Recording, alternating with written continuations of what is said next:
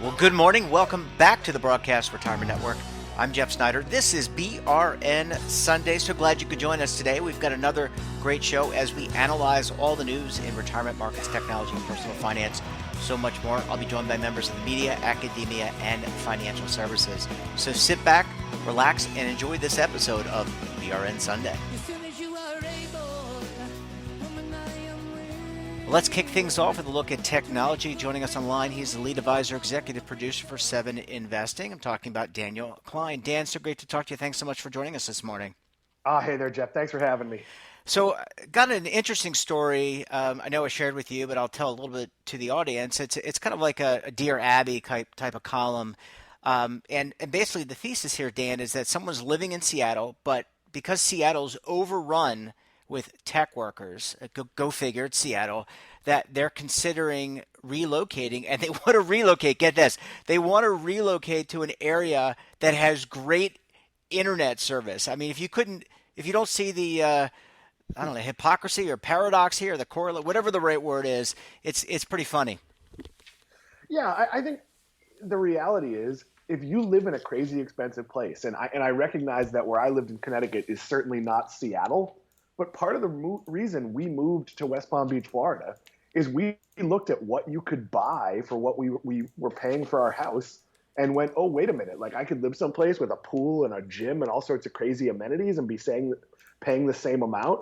If you live in Seattle where like $1 million buys you a starter home, I can see the appeal of going someplace else. And I also understand the idea that you're going to worry about your internet speeds, but that's not a big issue anymore. Like I recognize that there are still some pockets in some cities where you could live, where you're going to have, not great internet. Maybe there's only DSL available. But in most markets, even if you have a terrible, terrible company like Comcast, like we just got rid of, you could spend more money and upgrade and have good service. I now have at my main home, I have fiber service that's super fast. And I'm at my vacation home and that sounds way bigger than it is. I'm at our rental property while we're recording this. And while we have very good shared internet that's worked fine for things like this, if I wanted to bring in a wired connection, I could. So I don't think there's many places you're going to move to where internet connection, especially with Starlink coming along, which provides pretty good internet as long as you have open air sites. So I don't know. I think those concerns are maybe a little bit overwrought, but we're seeing a general shift in where people live, and I think that's going to cause a lot of changes. So you might see people, for example, move from San Francisco to Las Vegas. That's really commutable, and it's much cheaper.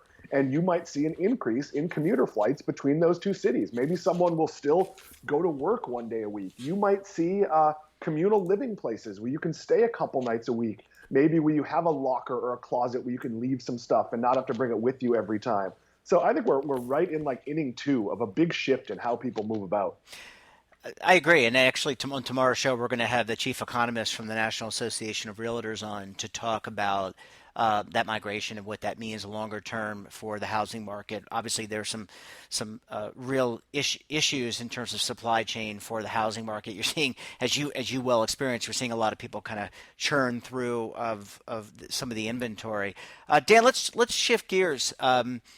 Talk a little bit about Instacart. Instacart kind of ramping up its its delivery mechanisms, adding priority delivery, but this is going to be a headache for the delivery workers out there, don't you think? Yeah.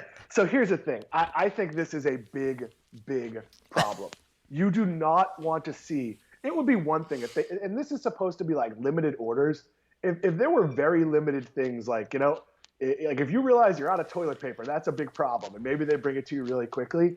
I don't think we need faster than 2-hour delivery. If you need faster than 2-hour delivery, go get it yourself. So I think this is Instacart sort of ratcheting things up in a way that doesn't need to be ratcheted up. So I don't know. I am not a big fan at all. So what does this mean? They're trying to compete, obviously, with the other providers out there, the Walmarts, the Amazons, to name just a few. Is this just a battle of I'm going to put my cards on the table and just see where things kind of flesh out long term? I mean, what does this mean to? There's only assuming a finite number of delivery workers. Maybe some of those delivery workers work for Instacart. They also may work for Amazon, almost like an Uber Lyft kind of uh, work. Maybe they're working on a 1099 contract I, I, basis. I mean, what does I this mean for think if you workers? Sorry, I go think ahead. if you work for Instacart, you probably work for Instacart. I mean, maybe you work shifts on different days for different Hmm. companies, but it's not as simple as Uber and Lyft and just checking two different apps. But that being said, yeah, they're going to have a worker shortage, and that's going to force them to adopt technology that already exists. But Instacart is in a different position than Walmart. So Walmart can do whatever it wants in its own stores. Instacart can't go to its retail partners and say, "Hey, can you automate order pickup?" If they're going to do that, they might as well do it themselves. So I think Instacart is actually in a pretty tough position as we're going to have a shortage of workers. We're going to have I don't know, significant other problems with this that we're just not seeing right now. But Instacart and others, I'm thinking about Grubhub and some of these other similar delivery services. I mean, I have to think that they did pretty well during the pandemic, Dan. Oh, they did incredibly well during the pandemic. The problem is people don't need them as much anymore. So, during the pandemic, absolutely. I was going to go and say, okay, I don't want to leave my house. I don't want to go wait in line somewhere. I don't want to pick up, even if the situation is pretty safe. And I would use Grubhub. And I have to admit, I use Grubhub and Instacart and Uber Eats more than the average person. There are times I'm having a busy work day where even though Whole Foods is less than a mile from my house, or I place a Whole Foods delivery order, or I place an Instacart order from Publix just so I can have the ingredients to make dinner. But then there's also times that now that the pandemic is, let's call it in its end phases, where I'm kind of happy to get out of the house and I will go to the grocery store. So I do think demand will fall, but a lot of other jobs are coming back, and a lot of people work for those services because what they do, maybe they're a bartender, maybe they work in the restaurant industry. Those industries are desperate to hire people. So I think you're gonna have a lot of struggles with your Instacarts. We're already seeing it with Uber, where there's long wait times and shortages.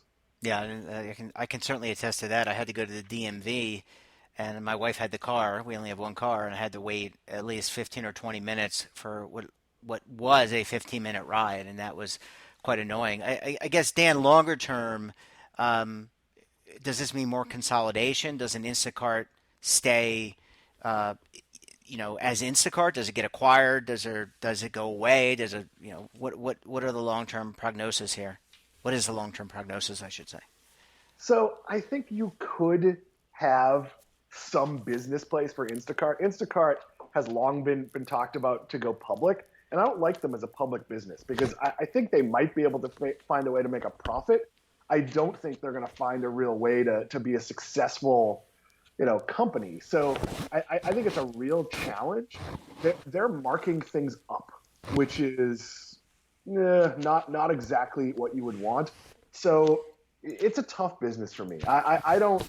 There's going to be consolidation. I don't think we need 17 different delivery companies, but I do think we'll have delivery. It's just not going to look like what it looks like now.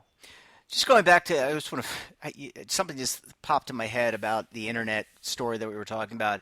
If you're going to move somewhere, like say you're exploring moving, right, and you're looking for regions that have good, good schools and fair, in your mind, fair pricing. You can also do a search. There are plenty of search tools out there for internet access in some of these areas. I know when we moved to Charlotte, I looked online and I found that our area was served by Spectrum and Xfinity and Verizon and Google Fiber, and then I made my choice that way. So to answer that person's original question, yeah, there are plenty of places you can go to find internet, and you can actually use tools online to do that. Yeah, it can be tricky because it can vary by building. So my previous building was in a zone that's served by all sorts of company, but my building was wired for only one company. And when we first moved there, it was fairly lousy. They upgraded it pretty quickly to better service, but I didn't have any control over it. And that can, if you're moving to a community that has, condo developments and HOA associations, be careful because you may not have the choice you think you do. And it's something that if you're looking at a property, you might want to, run an internet check on your phone. Ask, if you can get the Wi-Fi password so you can do that. Now, of course, does the person who lives there have an optimal setup? Not necessarily. Hmm. But you can certainly do some checks. It's a big factor. When we bought our first vacation place that we've since sold before we lived in West Palm Beach, the building was actually having a fight with its internet provider, Oh, and that's nice. they weren't wiring new people. So I was very lucky. The woman who lived below me, who had service, gave me her passwords because I helped her set some things up. So I had Wi-Fi access for the like 3 or 4 months until a new provider came in. But there can be issues. Internet is not as ubiquitous as you think. We are getting things like T-Mobile's 5G service, which in markets that are underserved provides a passable home internet experience. Hmm. But if you're a tech worker, if you're someone like me who's broadcasting from home, that may not be good enough for you. So these are areas where you're going to have to be really careful and check to make sure you can get what you want. You don't want to end up in a house where you can't get a decent internet connection. Absolutely, especially if you are broadcasting remotely every day. Dan Klein, it's always a pleasure chatting with you. Great topics, great analysis. Thanks so much for joining us, and we look forward to having you back on the program again next week. Thanks, Jeff. We'll see you soon. Bye bye.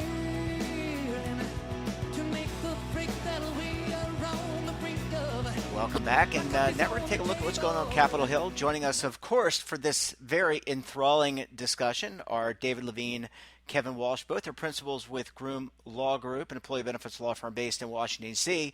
And we also know them, probably they're better known as the Legal Eagles. Gentlemen, so great to talk to you. Thanks so much for joining us this morning. Jeff, it's great to be on the show, and after last weekend's washout in the Northeast, I think we're all hoping that from an emergency standpoint for saving our summer, we're hoping this weekend's a little better weather. Kevin, are you telegraphing what we're talking about today? Because are you in need of savings? I just want our listeners are worried. They're going through some tough times. They've gone through this pandemic, and then the first weekend of summer is a washout. In some ways, this is the type of emergency that needs a solution. It needs to be saved. Weather. It needs to be saved. Yeah, I hope we have something saved for a rainy day like last weekend. Yes. And a raincoat. David, take us through this. I know you wanted to talk about a framework for emergency savings in all seriousness. Great. Absolutely. Thanks, Jeff. I think this week, Kevin and I were talking about what we'd love to talk about is emergency savings, why you're seeing legislation, but we thought we might actually step back and talk a little bit about what's the framework for it. Retirement plans, let's face it, they are sort of used for every single purpose known to man now. It's not just about retirement. Do you have this type of emergency? You can take your money out. Do we need to advance this type of social policy? Let's do it through retirement. David, are you about to start talking about leakage? I'm not going to talk about those awful terms that you like to use, but that's kind of the key here. But retirement policy has for a while already been used to talk about emergency savings. That is a real valid thing to talk about. I think we can all agree. Most Americans at some point in their lives will have a fiscal emergency. And given the typical savings rates of the average American household, you need a pot of money to help you through that time if you can have it. And emergency savings is something that people have looked to the retirement system saying, can that play a role? There are many different ways to look at emergency savings. One is kind of my back to the future explanation. Most of us in the modern world of 401ks think of, I could put my money in on a pre-tax basis or put it on an after-tax Roth basis. But there is this older type of contribution called just old-fashioned after-tax. Why am I even talking about this? Because old-fashioned after-tax, unlike pre-tax deferrals and Roth, doesn't have all the same strings about when you can take it out of a plan. After-tax old-fashioned contributions could be money you put in, it grows tax-free while in the plan, and you can take it out anytime, 99% of the time. But the key takeaway on that is that the earnings get taxed when they come out, but it basically allows money to grow tax-free, and in itself have been used by some to be an emergency savings vehicle. Basically, some sponsors have said, look, we will let you have an after-tax account. You can put money in there. You can take it out at any time. That allows you to have a vehicle to provide for emergency savings. That was phase one. But we're seeing lots of other proposals. There's been legislation introduced this week that, for instance, would say you can take out a certain amount of money from your plan each year, and not be subject to the early distribution excise taxes, like up to $1,000. And you could do it each year. And in fact, you could even repay it to the plan. Now, as the wonky lawyer here, I'm not going to get into how it's put together in the Internal Revenue Code. It's put in an interesting spot. But putting all that aside, the answer is that's one idea. Another idea is to have almost David, emergency. David, are you not going to talk about where you'd put it if you weren't going to put it in 72T? Is this not the segment's focus? That is not the topic. If you notice, I did not cite 72T. Kevin, between your leakage and 72T comments, I think we need to focus you on practicality for today. But continuing on down the road, what some other people have talked about is something like what we saw, and this goes all the way back to 20 years ago. Hard to believe it. EGTRA, whatever you want to call it, the tax bill in 2001 that set up the concept of deemed IRAs. These were basically sidecar IRAs inside a 401k. They never took off much, and there's a whole reason we won't go there. But people have talked about creating sidecar emergency savings accounts. And this is other legislation that's been talked about out there where people have a separate little bucket inside the plan where the money goes in. It's not subject to that statutory section that Kevin likes to throw out, but instead has a separate sort of vehicle within a 401k plan. Which way will work? We'll have to find out. But I think for now, the takeaway for our listeners, whether you're a provider or a plan sponsor, simply put, there is going to be more ways coming down. There are going to be more ways coming down the pike about doing emergency savings. I'm not sure all these will get across the line. They could be rolled into Secure 2.0 or other legislation, but that's my takeaway. Kevin, I hand it to you to talk about 72T leakage and all these intricacies that clearly I decided to skip today. Yeah, so David, I think you did a great job of talking about the provision, but I think we need to focus on the retirement system and what it's used for, and how successful it is in its current role. And this is the tension that we keep seeing coming up, and it came up during COVID for good reasons, where the hardship distribution rules were changed. But America, we're facing a problem, which is that folks don't have enough in retirement to have a secure and dignified retirement. With the defined contribution system, it's really on the folks saving for retirement to save enough. And when we kind of layer on these features, hardship distributions with COVID relief, the emergency withdrawal provisions are being talked about today, it creates some real tension, which is, do we think that the one reason that people aren't saving enough for retirement is that they're worried that they won't be able to get it out in an emergency? If that's the case, then maybe this is a great thing in terms of boosting retirement savings because we could see a higher savings rate. On the other hand, if we're worried that folks won't save more, that this will just be a way that they can, take money out of their retirement plan during the years where they should be compounding, then these proposals could just put us in a tougher spot when individuals who take advantage of these features get to retirement, where because they were using their retirement plan as an emergency. As an emergency fund or as a home buying fund or as a fund for other purposes, they don't have enough. So I think that's the tension that Congress is facing, and it's the tension we see with proposals like the one that David was discussing, which is, are Americans going to save more if we give them better earlier access, or is this going to not influence savings and really just be a drain in terms of meeting that goal, which is, we need to address people's financial crises today. But we need to, both David and I, as retirement lawyers, we're focused on the long term, which is we need more Americans to have a dignified retirement. Yeah. And last question, gentlemen, about 30 seconds each. Does this proposed legislation, is this part of, does this all get hashed out over the summer as this retirement bill that we've been talking about? There's lots of proposals out there that we've talked about over the past few weeks. This is another initiative that gets kind of hashed out over the course of the next few months? Yes. Okay, that was not 30 seconds. It took me longer to ask the question. All right, gentlemen, we're going to leave it there. And by the way, you're in the B block, but you're not on the B side. You'll always be top record for us. David Levine, Kevin Walsh, both with Groom Law. Thanks so much for joining us this weekend or this week, and look forward to having you back again next week. Thanks so much. Jeff. Thanks. Bye, guys.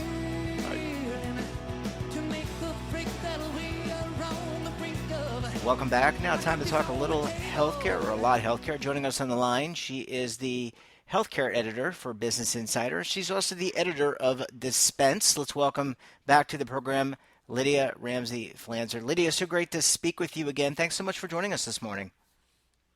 Yeah, of course. So a short, compressed holiday week, Memorial Day, day off for most people. What's going on in the world of healthcare? What's been top of mind for you and the team over at BI this week? Yeah, not a lot. It's been, it's been a pretty quiet week, which is nice for a change. It sounds like we're kind of coming off a different period of the vaccine rollout. We're seeing, people no longer really. Sorry, my dog. That's okay. That's okay. Tell your dog hello. We're pet friendly on this show. Great. Yeah. So we're getting to this part of the pandemic where cases are dropping like crazy, which is really great to see. We're seeing vaccines start to plateau of use. I know where I am in Colorado, we're working hard to hit like the 50% range. We're a little bit under that right now. But there's been a lot of incentives put out, as I'm sure you've read all about, everything from like free beer to, lotteries and stuff. So it's all in this effort to get people to that range that the Biden administration set for July 4th. So it's interesting. But yeah, one of two of our reporters here on the team this week spent some time thinking about some questions we still have about vaccines, about, how long they'll last. Still, we don't really totally know. It's sounding promising, but we still don't know.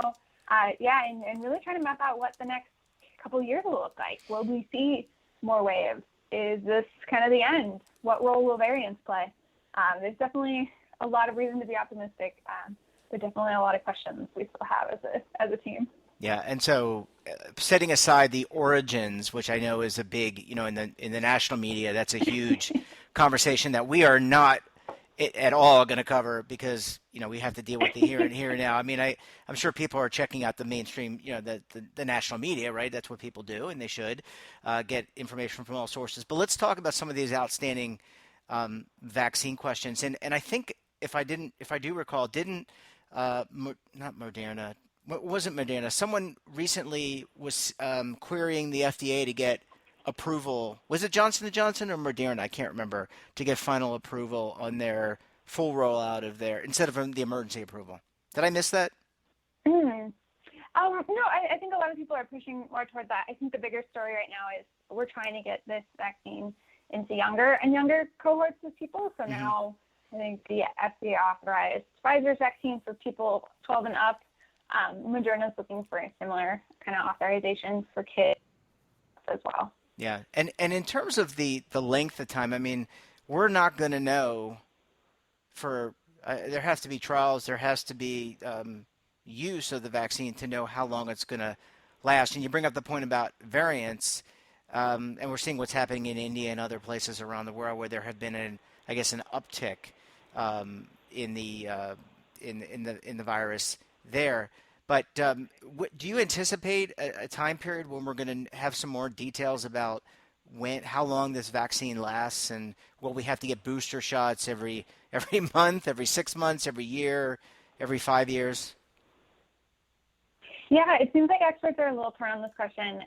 One that my colleague Andy Dunn spoke to a couple weeks ago said that we're probably looking at maybe booster shots he expects every 3 to 5 years, which sounds better to me than a seasonal one. Because I don't know about you, but that shot number 2 totally wiped me out. So I can only imagine what the booster will do. Maybe it'll be less extreme if it's been a couple of years.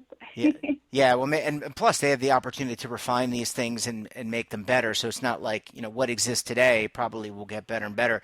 But I kind of liken it to, I don't know, like every 7 years or whatever, you have to get your tetanus shot, or at least I've had to get a tetanus shot every 6 or 7 years. I don't know if, at least my doctors recommended that. I kind of liken it to that. Like if this thing is still out there, which it will be, right? Because there's different strains of virus for the flu.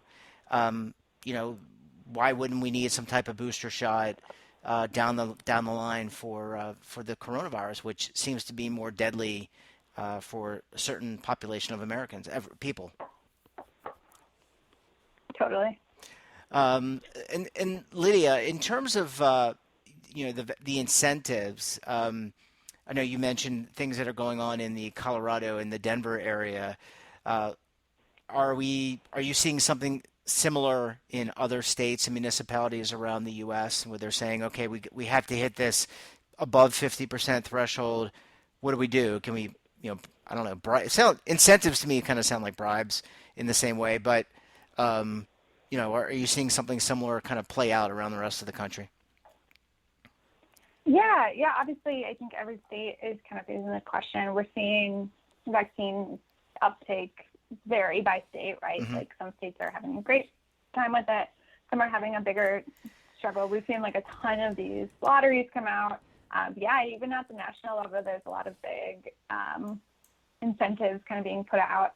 I think I saw one that was like free beer for everyone if we get to 70 or 75% vaccinated. Okay. So that would be nice. Yeah. Well, unless you are under 21. If you're under 21, you can only get a root beer, not a beer.